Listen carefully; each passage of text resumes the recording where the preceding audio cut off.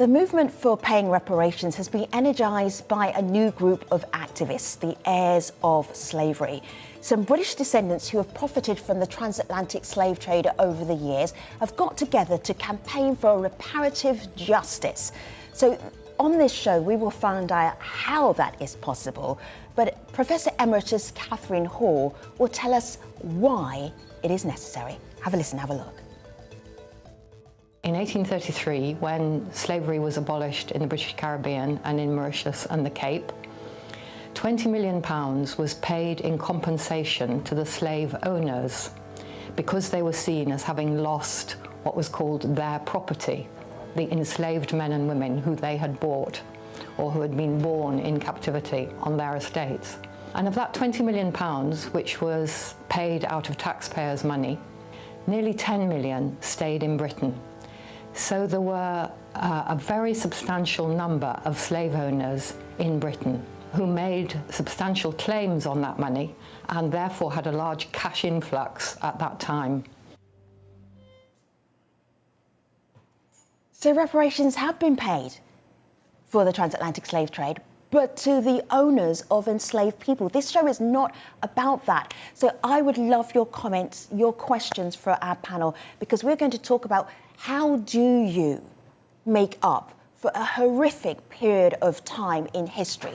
What do you do? And what do the heirs of that inherited wealth, how do they handle it? That is what our show is about today. Comment section is right there. I have just the guests to take us through this conversation. So with us from New York City, we have Laura Trevelyan. She is the co-founder of Heirs of Slavery. In London, Streatham Labour MP and chair of the African Reparations All-Party Parliamentary Group, Belle Ribeiro Addy, and joining us from Pittsburgh, Associate Professor at Carnegie Mellon University, Uju Anya. I love how, guests, we are flipping the script. Normally, in a conversation about reparations, it would be the descendants of the enslaved being really, really furious about how nobody is taking them seriously. But Laura, this completely changes the way that we talk about reparations in the way that you are coming to this conversation. How did it start? Well, Femi, thank you so much for having me on. It's such a pleasure to be here with your distinguished guests. And I will say that what we did as a family was just follow the roadmap that was laid out by CARICOM, the intergovernmental organization of basically the British Caribbean. And I went to Grenada to make a documentary about my family slave-owning past based on that UCL database of compensation records that you heard Catherine Hall talking about there. That database was put online in about 2013, and in about 2016, a family member said to me, "Oh, Laura, you're the journalist. You're supposed to be the family historian. Did you know that the Trevelyans owned at least 6 plantations in Grenada and received compensation for the 1,000 enslaved Africans owned by our ancestors at abolition in 1834. And I knew none of this. Then, of course, with Black Lives Matter and George Floyd sitting here in New York City covering the protests as a journalist, I had to know more. So I went to Grenada. The BBC let me make a documentary. And based on that documentary, as a family, we all asked, what can we do? And we were led by Grenada's Reparations Committee and by Sir Hilary Beckles, the chair of CARICOM's Reparations Commission. And he addressed our family as a Zoom and said, "You must apologize for what your ancestors did. It will have tremendous power. You'll lead by example. And you must figure out what your reparatory justice approach is."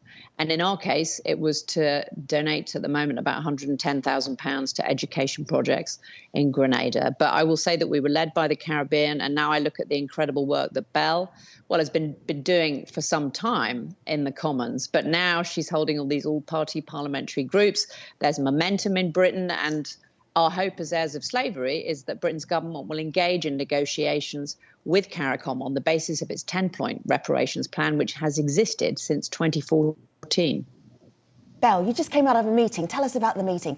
Not every bit of the meeting, because that would be that would be intense. But tell us what the meeting was about, and how do you feel right now about the idea of more people, not just governments, but more people recognising, universities, institutions, recognising that reparations is the way to go?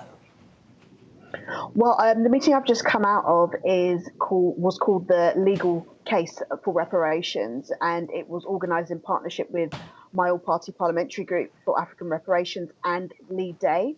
They are the lawyers that actually acted for the Mau Mau of Kenya in terms of the reparations that they received for the horrendous treatment from British colonial forces.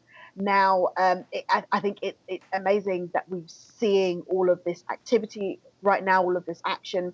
And one of the things that came out of this meeting, other than a really, really excellent laying out of the legal case, were things such as talking about terminology.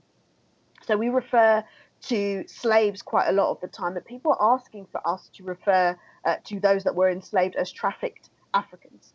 You know, we were talking about language. We were talking about who should be leading the charge, and you know, we're talking about the fact that we have the heirs of slavery, and that we have many, many allies in the struggle. But making sure that people who are the descendants were leading the charge, and that we don't get ourselves to a situation which has unfortunately occurred when we think in terms of international development, which has rather become an industry instead of what it was meant to become in terms of supporting people in the global south, that we don't have a situation where people are being dictated to as opposed to you know, the victims leading in what they see as reparatory justice, because that would just be another form of neocolonialism. Right. And we're this is what we're doing for you. Here you go. Not that approach. Not that approach. Yeah, absolutely. Uju is smiling. Articulate your smile, Uju. What do you make? Does this feel like it's a real movement that's gathering some momentum? I definitely think so. And I'm thrilled to know that this work is being done. And I'm also thrilled to see who's at the forefront of the work. And I'm also very happy to see that we are prioritizing the voices of the descendants of the enslaved people, me being one of them, by the way. I wanted to say that I have a personal stake and a personal history in this conversation. This is not just an academic interest. For me, being a descendant of enslaved people from Trinidad and Tobago. My mother's family is from Chaguanas, the Sugarcane area of that country. And we definitely want to talk, and we want to have a voice in what is being done and what's being decided, and not have a solution imposed on us. When you said sugarcane, Uju, it reminded me of a story that's in the documentary that Laura made when she went back to find her family roots and the plantations that her family had owned. And there was one story, Laura, and I think this will really help. Just tell one story about the sugar plantation, and there was you feed the sugar cane into a machine, and if you get your finger caught, your hand then gets dragged into it, and then your body, and then... Will you finish the story, Laura? Because I think that was something that horrified you, and I think I don't want to be too clinical about what we're talking about. These are real people who had no choice about the work they were made to do. Tell us about the sugarcane story. Yeah, it is really horrific, Femi. And even, 190 years after abolition, when I was there in Grenada on the Beausejour estate, which means good day, by the way, which is so ironic when you think of the horrors that happened there. I was on that estate with D.C. Campbell, who's himself a historical novelist, a Grenadian, a descendant of the enslaved in Grenada. And he said, Laura, how does it feel?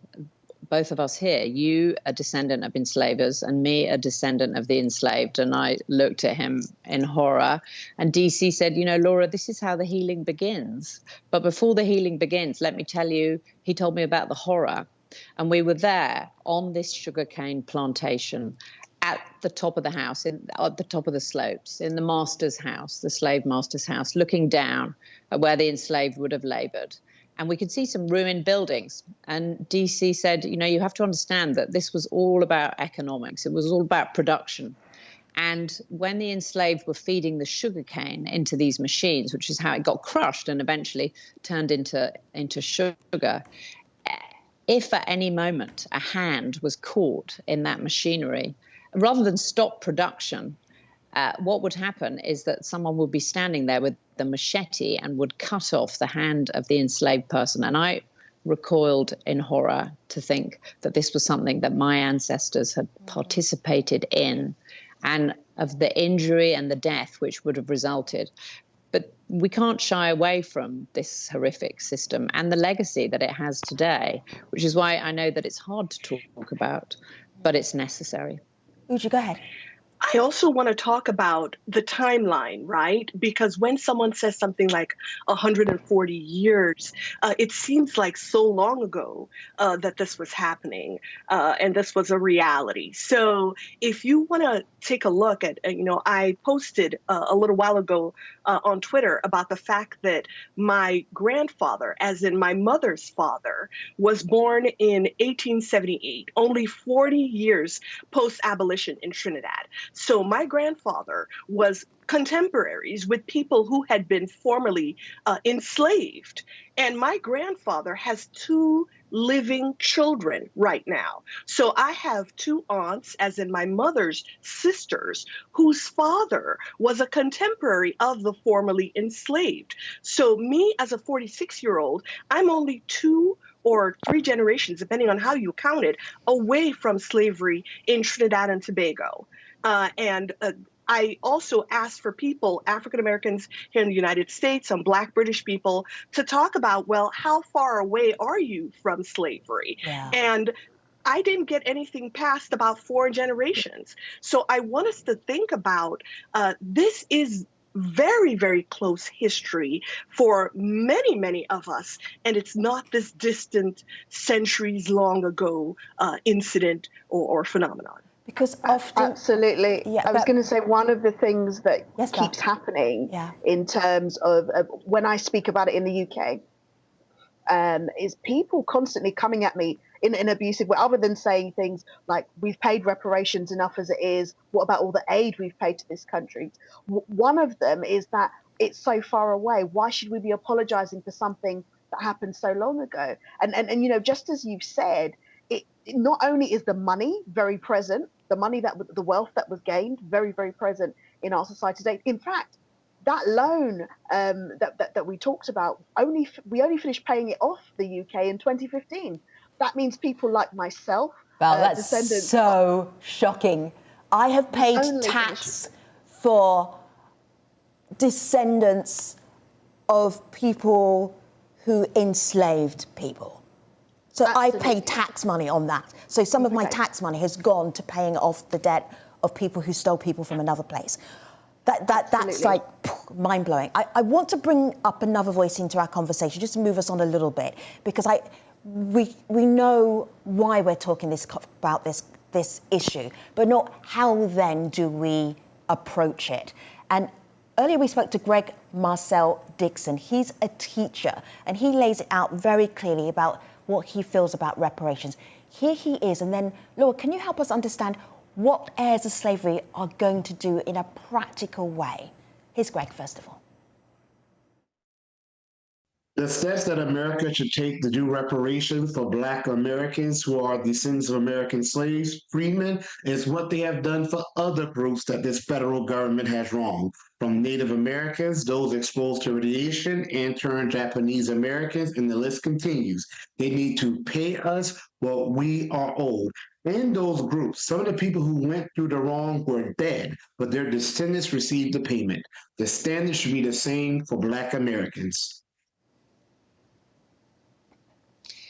Yeah, so Femi, I'll say that's so interesting to hear that. But Heirs of Slavery, what's happened actually since the documentary, so really for the last year, but it's accelerated since February, since our family went to Grenada and apologized to those who are ancestors enslaved, is that I've had so many families with similar backgrounds reach out. And you heard Catherine Hall at the beginning of the program talk about all of the people who there were 46,000 claims, many of them were from the same family, for compensation for the loss of what was insultingly termed people's property when slavery was abolished.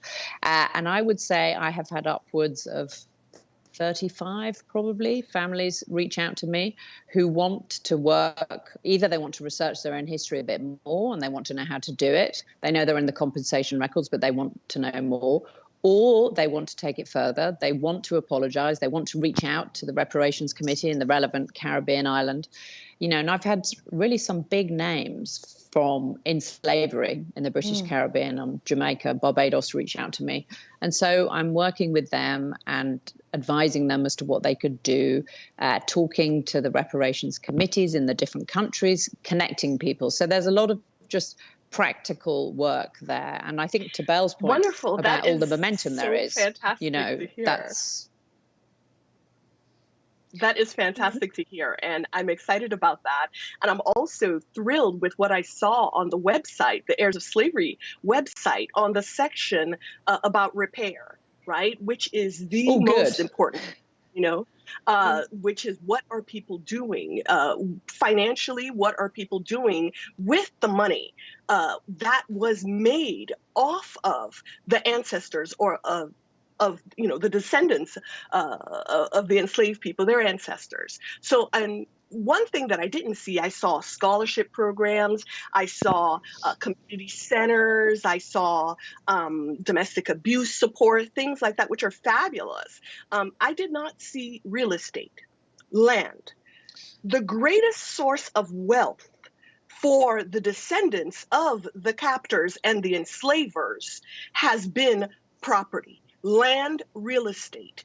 And they were able to buy land. They were able to make investments in land and real estate with the money that they made from the exploitation and the ownership of other human beings. And I think it's extremely important because what is happening now that we see in the repair has been happening for a while in terms of kind of philanthropy type of projects or, charity. And there's a saying in Spain, dar aquello que te sobra no es compartir, es dar limosna, which is translates as giving what's excess or what you have left over is not sharing. It's charity. It's giving alms. So I want to really shift the conversation to what does it mean to really, in a justice-oriented way, understand what was made and what was gained from the lives, literal lives, not just labor, of enslaved people, and see how we can do about equitably sharing those benefits, right? Because that is also by those whose ancestors earned and built.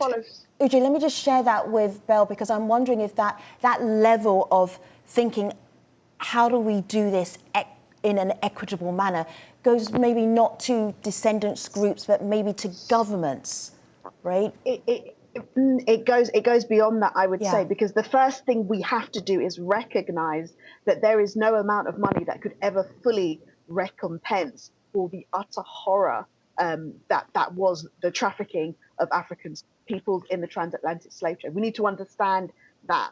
But then we also understand that we cannot just decide on obscure amounts and give said money, because that's not going to make all of the difference. We have to look at the true meaning of reparations, and that is to repair. So you can give somebody money, but if you haven't repaired the systems in which they operate, they are never going to be prosperous. They're never going to have that equity that we just heard about.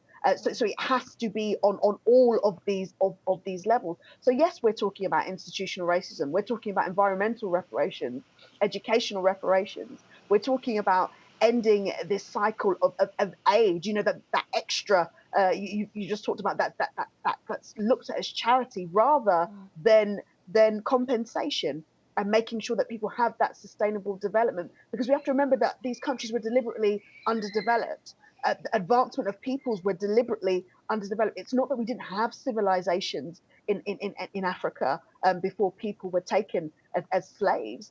All of these things existed before. So we need to repair that imbalance, not just throw, I suppose, nominal sums at certain things. And that has to be done holistically. Yes, definitely looking at land, wealth, all of these different things. What has the British government done so far? the British government, what the British government has done so far is boast about paid the fact slave owners. That's what the British government has done. And do you know what they did? In 2015, they tweeted that out from the Home Office, and they were really excited to tell us, look at what the British taxpayer has done. They contributed to ending slavery. And everybody said, how did they do that? And then we realized that people that look like me and people who are the descendants of slaves were actually paying towards, and what do they get for it? Paying towards ending slavery by compensating the slave owners. Okay. And they were brutal, all of these things up. So there's an important question. So nothing, a big fat zero. All right, but there was a time you did ask Prime Minister Rishi Sunak about an apology, because that's a start.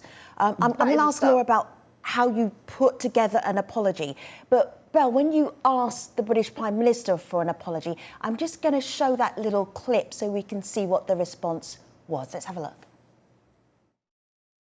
So I want to ask the Prime Minister today if he will do what Bernie Grant asked all those years ago, what I have asked and what countless others have asked since, and offer a full and meaningful apology for our country's role in slavery and colonialism, and commit to reparatory justice. No,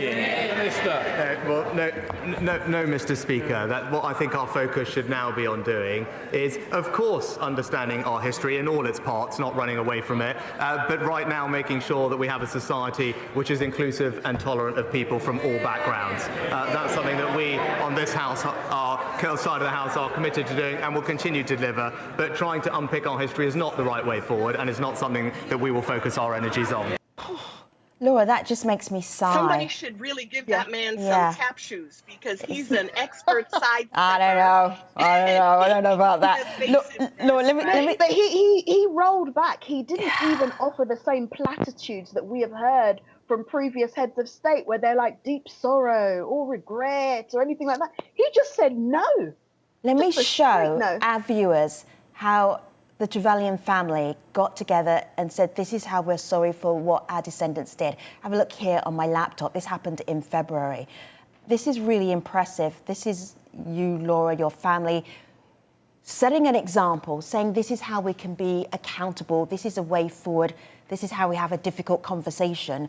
But that difficult conversation is not going to a really big family in the UK, which is the royal family.